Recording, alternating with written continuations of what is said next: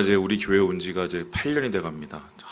목사님 왜 이렇게 한 해 한 해 맨날 그거 세고 있냐고 그러는데, 그거 세는 게 의외로 되게 재밌어요. 근데 제가 한 해에 주일 설교를 52편을 하지 않습니까? 그러면은, 주일 설교를 우리 교회 와서 8호 40편 400번 정도 한 거예요. 그리고 매일 우리 성경을 가지고 계속 성경을 읽었으니까 지금 한 바퀴 반 정도 돈 거예요. 그리고 뿐만 아니라 수요 예배니 또 여러 주제를 가지고 또 설교를 했죠. 제가 하나님께서 정말 축복을 주셔서 이 설교하는 것이 고된 일이긴 하지만 준비하는 것이 또 이렇게 아니면 제가 어떻게 설교를 할 수 있겠어요. 이 말씀을 어떻게 자세히 볼 수 있겠어요. 감사할 일이죠. 생각을 해보면. 그런데 이 예전에 공부할 때는 머리로 혹은 이 뭐 지식적으로 알던 것이 성경을 읽고 준비하고 설교를 하면서 이렇게 좀 굉장히 명확하게 보이는 것이 있습니다. 그게 뭐냐면 여러분 성경을 한마디로 줄이면 뭐일 것 같아요? 저는 이제 이런 얘기하면 예전에 뭐 예배인가 아니면 성경은 뭐 하나님의 무슨 경륜인가 뭐 이런 여러 가지 생각을 했는데 요즘은 저는 아주 단언코 얘기할 수 있어요. 성경을 잘 읽어보면 그리고 이걸 설교를 해보잖아요. 그러면 한 가지의 단어로 아주 요약이 됩니다. 그래서 왜 하나님이 이 세상을 창조하셨을까?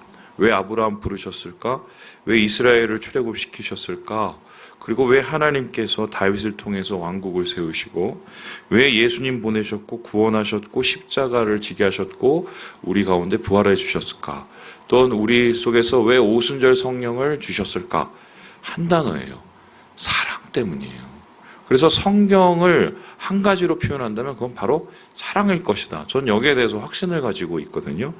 그도 그럴 것이 예수님조차도 이 성경에 대해서 말씀하시기를 성경을 한 단어로 사랑이라고 요약하셨기 때문입니다. 한 율법사가 왔어요. 예수님, 하나님의 계명, 즉 말씀을 한마디로 줄이면 뭡니까? 뻔히 알면서 예수님한테 물어봤습니다. 그랬더니 예수님께서 하시는 말씀이 네가 알잖아. 네가 얘기해봐. 그러니까 그 사람이 이렇게 얘기를 했어요. 우리 함께 누가복음 말씀 같이 한번 읽어보죠. 시작. 대답하여 이르되 내 마음을 다하며 목숨을 다하며 힘을 다하며 뜻을 다하여 주 너희 하나님을 사랑하고 또한 내 이웃을 내 자신같이 사랑하라 하였나이다. 못됐죠. 알면서 물어봐요. 그죠? 이걸 가지고 시험했다라고 얘기합니다. 이렇게 시험했다라는 것으로 끝나는 것이 아니라 예수님께서는 이 질문에 또 다시 물어봅니다. 그렇다면은 너는 정말 사랑하고 있는가? 라는 질문을 해요. 그 질문은요, 이 율법사에 또 예수님을 골탕 먹이려는 질문 하나 때문에 시작을 했는데 그러면 여기서 말하는 이웃이 누굽니까? 라고 물어봤어요. 그때 예수님께서 대답을 한 가지 이야기로 하셨는데 그게 우리가 잘 아는 사마리아인의 비유입니다. 레위인도 지나가고 제사장도 지나가고 사람들 다 지나가는데 강도 만난 사람들을 도와주지는 않습니다. 그런데 바로 그곳을 지나가는 율법적으로 되게 문제가 많았다고 생각하는 상종도 안 하는 사마리아 사람이 그 강도를 만난 사람을 도와주지요. 살려주죠. 그리고 나서 예수님께서 그 이야기 하신 후에 묻습니다. 그렇다면은 이 강도 만난 자의 이웃이 누구냐? 누굽니까? 레위인이죠. 아니죠? 제사장이죠? 아니죠? 누굽니까? 바로 그를 구원한, 그를 도와준 자비를 베푼 자였습니다. 그래서 예수님께서는 그에게 얘기했어요. 너도 똑같이 그럼 자비를 베풀어. 이 소리가 뭡니까? 머릿속으로 사랑이 뭐고, 머릿속으로 성경이 뭐고, 머릿속으로 앞으로 우리의 믿음이 뭐고, 다 말하고 생각하고 구상은 쉽지만 실제적으로 삶 속에서 그 하나님의 말씀, 가장 중심이 되는 사랑을 한다는 건 정말 어렵기 때문이죠. 여러분, 제가 목사인데도 불구하고 사랑하기가 얼마나 어려운지 아십니까? 목사라는 게 결국 뭡니까? 하나님 사랑, 이웃 사랑, 그것을 맨 앞에 서서 우리 성도들과 함께 그것을 나누라고 하나님이 세우는 이 직업인데 이거 하면서 오히려 제가 사랑이 충만한 게 점점 더 사랑이 희박해져가는 그런 걸 느끼고 있다면 어떻게 생각을 하세요? 아마 그 이유는 이런 거죠. 내가 이 사람 만나서 이 일을 겪어보고 저 사람 만나서 저 일을 겪어보고 이거 해봤더니 이 사람 자체가 싫어져요. 그럼 사람이 싫어지면 사랑을 할 수가 없지요. 징글징글 맞는 거죠. 그런데 그렇게 따지기 시작하면 예수님께서는 제자들한테도 배신당하고 자기를 따르던 무리들에게도 한마디로 돌 맞을 그런 위험을 당하고 심지어는 자기를 아주 대놓고 죽이려고 하는 수많은 원수들 앞에서 계속적으로 말씀하신 게 사랑하라, 사랑하라, 사랑하라. 스스로 사랑하기 위해서 예수님께서 자신의 몸을 십자가 위에 바치신 거죠. 그래서요, 저는 그렇게 생각을 해요. 우리가 왜 사랑해야 되지? 우리 사랑이 뭐지? 이런 얘기는 너무 많이 들었어요. 모르는 게 아니에요. 여러분, 예수 믿는 사람이 사랑해야 된다는 건 너무 우리가 잘 알고 있는 얘기입니다. 근데 중요한 거는 머리로 하는 그거를 가슴으로 그리고 우리의 삶으로 또 우리 공동체 안에서 이루어가는 게 정말 힘들다는 것입니다. 그러기 위해서는 수많은 장애와 우리가 겪었던 수많은 과거를 이겨내야 되기 때문이죠. 그래서 저는 오늘 여러분과 함께 어떤 말씀을 사랑에 대해서 나눌까 하다가 이런 생각을 했어요. 오늘 이 주제처럼 다시 사랑이죠. 우리가 다시 사랑하기 위해서 우리에게 꼭 필요한 응원, 우리에게 꼭 필요한 이유? 왜 우리는 다시 정말 사랑해야 되지? 머리로 하는 그거 말고 정말 우리가 사랑해야 되는 이유가 뭘까? 왜 사랑해야 될까? 이걸 좀 더 여러분하고 피부에 와닿게 구체적으로 좀 나누려고 합니다. 짧게 얘기할 건데요. 잘 들으시면 돼요. 우리 함께 첫 번째 같이 읽어보겠습니다. 시작. 하나님 때문에 사랑한다. 우리가 왜 다시 사랑해야 될까? 누구 때문에요? 하나님 때문에 다시 사랑해야 된다는 겁니다. 우리 함께 요한일서 말씀을 다시 한번 읽어보죠. 시작. 사랑하는 자들아, 하나님이 이같이 우리를 사랑하셨은즉 우리도 서로 사랑하는 것이 마땅하도다. 어제 예지랑 이런저런 얘기하는데 예지가 그러더만요. 사랑이 얼마나 중요한 건지 알아. 그래서 막 저한테 막 얘기를 하면서 아빠는 사랑이 서툴러 막 그런 얘기를 해요. 얘가 점점 커가죠. 근데 우리가 사랑을 할 때 보통 사랑이라는 건 뭡니까? 기브앤테이크예요. 내가 누군가를 사랑하면 그 사람이 나를 사랑해주면 사랑은 점점 더 커지는 거고, 내가 누군가를 사랑하는데 누군가가 나를 사랑해주지 않으면 사랑은 점점 작아지는 거죠. 이게 소위 말해서 세상의 사랑입니다. 이런 사랑을 가지고는 사랑을 오래 하지 못해요. 왜냐하면 조건도 필요하고 그에 따른 에너지가 많이 소비되기 때문입니다. 그런데 성경에서 말하는 사랑은 주고받는 사랑이 아니에요. 성경은 위에서 받고 나는 나누는 사랑입니다.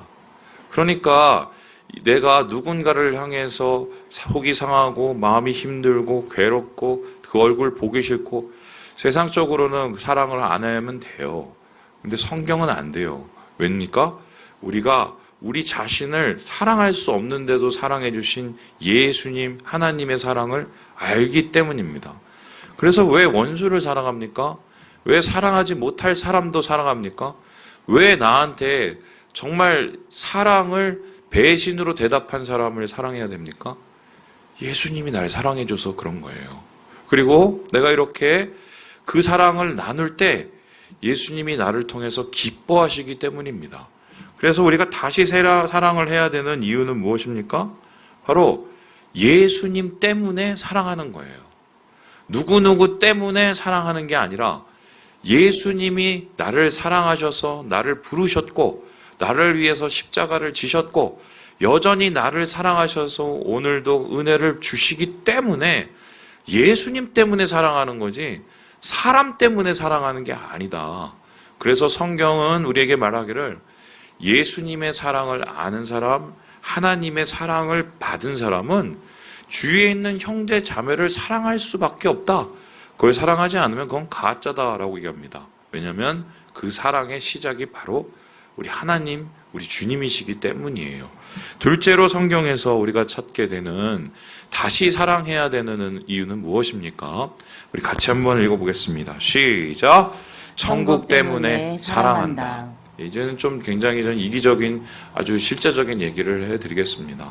여러분, 천국은 하나님 나라입니다. 이 하나님 나라가 이 땅 가운데 지금 임했지만 결국 나중에 최종적으로 완성이 될 거예요. 그 완성이 되면은 없어지는 게 하나가 있는데 뭐가 없어집니까? 이 세상이 없어집니다. 그러면 이 세상이 없어지게 되면 무엇이 없어질까요? 아마 제가 볼 때는 우리 교회도 없어질 겁니다. 우리 교회도 하나님의 나라가 이 땅에 임하면 아마 새로운 모습이 되겠지요. 그리고 없어질 것 중에 하나는 무엇이 없어질까요? 돈이 없어집니다. 그죠? 하나님 나라에서 달러가 최고입니까? 아니에요. 원화가 최고입니까? 위엔화가 최고입니까? 아니에요. 돈 자체가 없어져요. 그래서 이 하나님 나라를 들어간다는 것은 돈을 열심히 모은다고 해결이 되는 것도 아닙니다. 그리고 내가 거기를 가기 위해서 높은 지위와 능력을 가진다고 내가 하나님 나라에 들어갈 수도 있는 것도 아닙니다. 그러면 하나님 나라에 들어가기 위할 준비를 해야 되죠. 그러면 제가 한번 어제 생각을 해봤어요. 우리의 인생에서 나중에 하나님 뵐 때, 주님을 뵐 때, 그때 내가 뭘 준비해 가지고 갈까? 여러분, 저희 요셉이가 1월 28일 날 미국을 가거든요.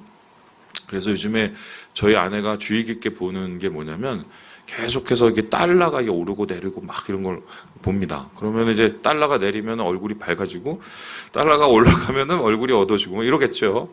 왜냐하면 한국 돈 100억을 가져가서 가도 못 바꿔요. 못 써요. 그런데 마찬가지로 하나님 나라에서 이 세상의 돈은 못 가지고 가지만 환전을 할 수 있어요. 근데 뭔지 아세요? 천국은 화폐가 있어요. 그 화폐 단위가 뭐냐면요. 사랑이에요. 천국에 돈이 있다면 그건 분명히 사랑일 거예요. 그래서 우리가 이 고린도전서의 그 천국의 끝을 이렇게 얘기하고 있는데요. 우리 같이 한번 읽어보도록 하겠습니다. 시작. 사랑은 언제까지나 떨어지지 아니하되 예언도 패하고 방언도 그치고 지식도 패하리라. 예언, 방언, 지식 우리를 현혹해 하고 또 우리의 주의를 끄는 것들이죠. 그런데 이런 것 주님의 나라 오면은 다 없어진답니다. 이런 거룩해 보이는 것조차 없어져요. 그럼 무엇이 남습니까? 사랑만 남는데요. 그래서요, 천국은요, 사랑의 나라고 사랑이 통용되는 나라입니다. 그래서요, 우리가 천국을 태클을 한다, 천국 태클을 한다면 무엇을 열심히 끌고 모아야 되겠습니까? 사랑을 열심히 끌고 모아야 됩니다.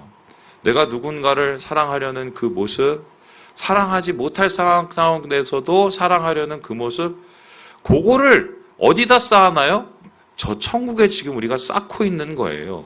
그래서 내가 사랑하는 그 사랑의 열매를 가지고 주님의 나를 보는 그 마지막 날에 아마 올려드릴 거죠. 하나님께서 그것으로 기뻐하시고 하나님께서 즐거워하실 것이다. 그래서요, 우리가 다시 사랑하는 이유는 뭐냐면 주님 때문에 사랑을 하고 우리 천국에서 이 사랑으로 살아야 되니까 우리가 사랑하면서 살아야 된다는 것입니다. 마지막으로 우리가 말씀 속에서 찾는 다시 사랑하게 돼야 되는 이유가 무엇일까요? 우리 같이 한번 읽어보겠습니다. 시작. 살기 위해서 사랑한다. 주님 때문에, 천국 때문에. 그리고요, 제일 현실적인 문제, 왜 우리의 오늘 속에서 사랑으로 채워야 될까? 살기 위해서, 살리기 위해서 사랑이 필요하다는 것입니다. 우리 함께 빌립보서 4장 1절의 말씀을 같이 한번 읽어보겠습니다. 시작. 그러므로 나의 사랑하고 사모하는 형제들, 나의 기쁨이요 멀리 가는 사랑하는 자들아, 이와 같이 주 안에 서라. 여러분, 이 이야기는 바울이 빌립보 교회에게 쓰는 편지입니다. 이 바울 사역, 여러분 초인적인 능력이 필요했던 엄청난 사역인 거 아시죠? 그에게 가장 필요했던 건 체력과 더불어 정신력이었습니다. 이유가 뭡니까? 수많은 방해가 있습니다. 핍박이 있습니다. 그리고 자기가 세운 교회가 배신을 하기도 했고요. 실망을 시키기도 했습니다. 그런데 그런 모든 것을 이기고 주님이 주신 사명을 감당해야 되니 이 멘탈이 얼마나 강해야 됐겠어요. 그런데 그의 멘탈을 지켜준 건 도대체 무엇일까? 그의 선교 사역이 가능하게 했던 그 힘은 도대체 어디서 나온 것일까? 빌립보서 4장엔 그 이유가 분명히 나와 있죠. 저는 어제 이 말씀을 다시 읽는데 좀 이렇게 마음이 찡했어요. 왜냐하면은 이 빌립보 교회가 이 바울에게 있어서는 정말 고마운 교회거든요. 하나님께서 소아시아 가려던 걸 마게도냐로 가라고 해서 그곳에 갔는데, 갔더니 거기에 뭐 꽃길이 열리는 게 아니라 정말 가시밭길이 열려서 도망가고 피하고 얻어맞다가 그 인생이 이 아덴까지 이르게 됩니다. 그런데 그곳에서 빌립보 교회를 향해서 편지를 써요. 이유가 뭐냐면 그들이 바울을 도우려고 이 사랑의 연보를, 선교원금을 보낸 거예요. 그 연보, 이 선교원금을 보고 바울이 마음이 막 무너지기 시작하는 거예요.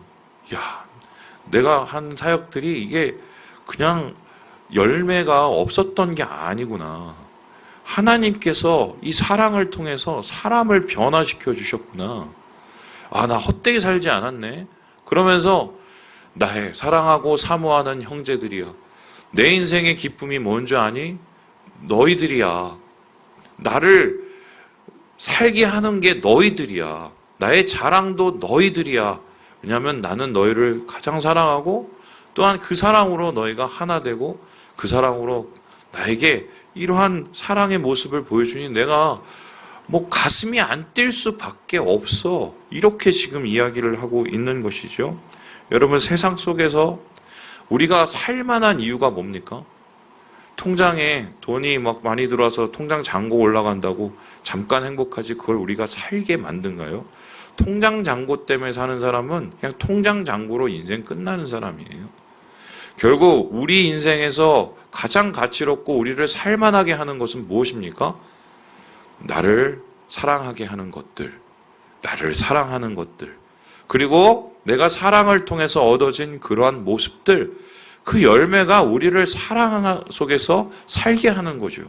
마찬가지로 우리 주위에 있는 사람들, 정말 저 사람은 왜 저래? 저 사람이 변할 수 있을까? 저 사람이 정말 생명이 정말 더 커질 수 있을까? 그렇게 막대 먹은 사람들조차도 결국 보면 그 사람을 살리는 방법은 한 가지예요. 뭡니까? 사랑을 알게 되고 사랑을 부어주면 언젠가는 변하게 돼 있는데요. 그래서 이에 대해서 플로이트 맥컬랑 목사님이 이렇게 이야기를 합니다. 우리 같이 한번 읽어보죠. 시작. 세상을 변화시킬 수 있는 것은 사랑입니다.